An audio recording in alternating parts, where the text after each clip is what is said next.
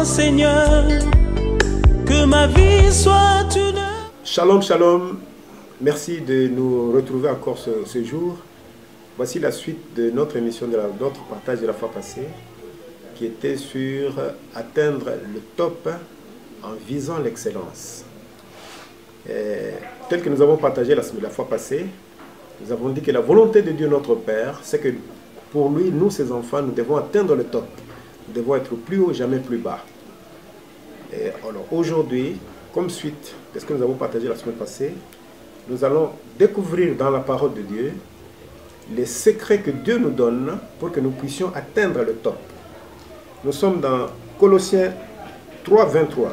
Tout ce que vous faites, faites-le de bon cœur, comme pour le Seigneur et non pour les hommes.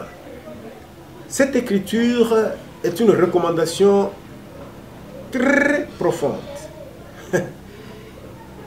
Lorsque la Bible utilise le mot tout, c'est qu'il s'agit bien de tout. Tout ce que vous faites, tout ce que vous faites, vous qui êtes enfants de Dieu, disciplinez-vous dans votre vie pour que dans tout ce que vous faites, vous puissiez le faire de tout votre cœur, comme si vous le faisiez pour le Seigneur lui-même. L'expression « tout votre cœur » dans certaines versions est remplacée par « corps et âme ». En d'autres termes, vous impliquez tout votre être dans ce que vous êtes en train de faire. Il y a beaucoup de choses qui me viennent à l'esprit en même temps. Mais je voudrais dire ceci. Lorsque vous êtes devant une tâche à remplir, que ce soit chez vous, que ce soit au service, que ce soit dans votre entreprise, en tant qu'enfant de Dieu, mettez-vous en tête ceci. Cette tâche qui est devant moi, je vais la remplir pour l'éternel Dieu. Puis c'est ce que dit la Bible. Tout ce que vous faites, faites-le de bon cœur, comme pour le Seigneur. Je prends souvent un petit exemple en disant, si on vous appelle, on vous dit, le chef de l'État va parler aujourd'hui devant les Nations Unies là-bas, c'est vous qui allez repasser la cravate que le président va porter ou la veste que le président va porter. Imaginez-vous le niveau de discipline que vous allez vous donner dans cette tâche. Je me rappelle, quand nous étions dans notre entreprise là où j'ai travaillé, j'ai eu une nouvelle secrétaire et puis la direction me demande des renseignements urgents.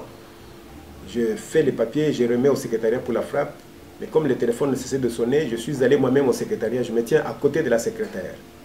La jeune dame a ouvert la bouche en disant « Chef, je vous en prie, votre présence m'empêche de travailler.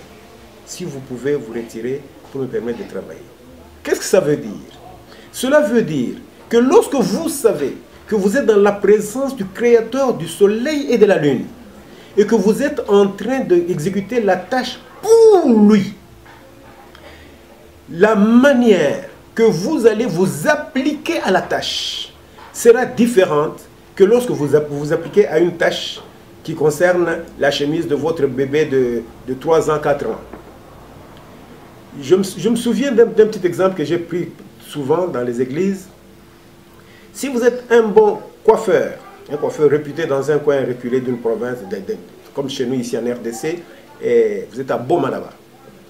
Maintenant, on vous amène quelqu'un en disant, ce monsieur, il est friqué, mais il n'a jamais mis pied ni à Boma, ni à Matadi, ni à Kinshasa, mais il est friqué dans sa forêt de Mayombe là-bas. Mais il a entendu parler de vous, il est venu pour que vous puissiez le coiffer. Lorsque vous allez vous mettre à lui le coiffer, vous serez léger dans l'exécution de la tâche, en sachant que vous êtes en présence d'un villageois. Mais pendant que vous êtes en train d'exécuter cette tâche, si on vient vous souffler à l'oreille, comme quoi la personne qui est devant vous, c'est le nouveau président élu des États-Unis d'Amérique, tout votre comportement va changer de fond en comble pendant l'exercice de cette tâche-là. Pourquoi? Puisque maintenant vous savez à qui vous avez affaire, vous n'avez pas affaire à n'importe qui. Mais tel que le dit la Bible ici, elle nous recommande à nous les enfants de Dieu, pour que dans tout ce que nous faisons, nous puissions le faire de tout notre cœur, comme si nous le faisions pour l'Éternel Dieu. Je suis en train de me dire, je commence à donner raison à la femme d'un de mes amis qui avait dit à son mari un jour, ah, mais lui, l'Éternel Dieu, on ne le voit même pas. Il y a des moments où on prie, mais on se demande s'il nous regarde, s'il est présent, s'il est... Si l'Éternel Dieu pouvait être visible, et qu'à tout moment, il est à côté de vous, vous le voyez qu'il est là. Vous êtes en train d'exécuter une tâche et lui est là, c'est lui le propriétaire de la tâche. Puisque tel que le dit la Bible ici, c'est que tout ce que nous faisons sur cette terre, nous le faisons pour lui. Maintenant, quand vous avez conscience permanente que tout ce que j'ai à exécuter, je l'exécute pour lui. C'est ce que dit la Bible. Tout ce que vous faites, faites-le de bon cœur, comme pour le Seigneur, et non pour les hommes. Il s'agit d'une clé qui fera de toi quelqu'un de distingué, puisque en t'appliquant de cette façon-ci, ton rendement lui-même va parler. C'est pour cela que j'ai toujours dit aux amis, lorsque vous allez dans un bon salon de coiffure, on vous coiffe très bien, partout où vous passez, les gens vous disent « Eh, vous vous êtes très bien coiffé. Et qui vous a coiffé ?» C'est cela, c'est cela. Et c'est cette clé-là qui amène les gens à la distinction, qui amène les gens à être la tête et non la queue, qui amène les gens à être plus haut, jamais plus bas, ce qui est conforme à la volonté de Dieu, notre Père. Nous prenons une autre écriture. 1 Corinthiens 9, 24 à 27. Ne savez-vous pas que ceux qui courent dans le stade courent tous, mais qu'un seul remporte le prix? Courez de manière à le remporter. Tous ceux qui combattent s'imposent toute espèce d'abstinence, et ils le font pour obtenir une couronne corruptible. Mais nous, faisons-le pour une couronne incorruptible. Moi donc, je cours, non pas comme à l'aventure, je frappe, non pas comme battant l'air, mais je traite durement mon corps, et je le tiens assujetti, de peur d'être moi-même désapprouvé après avoir prêché aux autres.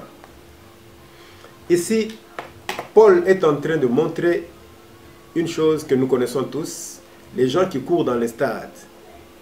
La Bible dit que tous ceux qui courent dans les stades courent tous, mais il n'y a qu'un seul qui arrive à remporter le prix.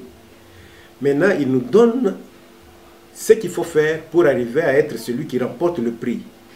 Il dit que il faut courir de manière à remporter le prix. Cela montre qu'il y a plusieurs manières de courir. Comme ce que nous avons vu tout à l'heure, il y a plusieurs manières de faire les choses.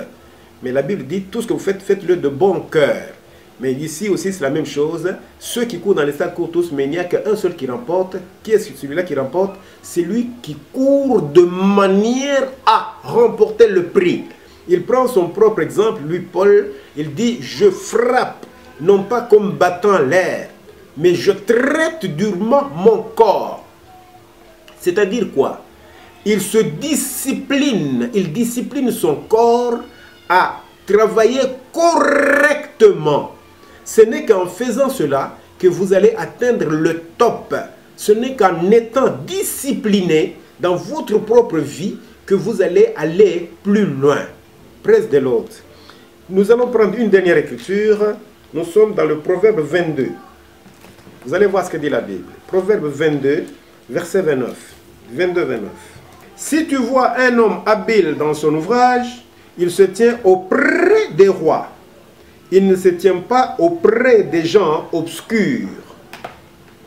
Si tu vois un homme habile, sa place est auprès des rois.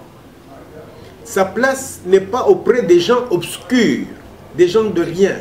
Non. Pourquoi?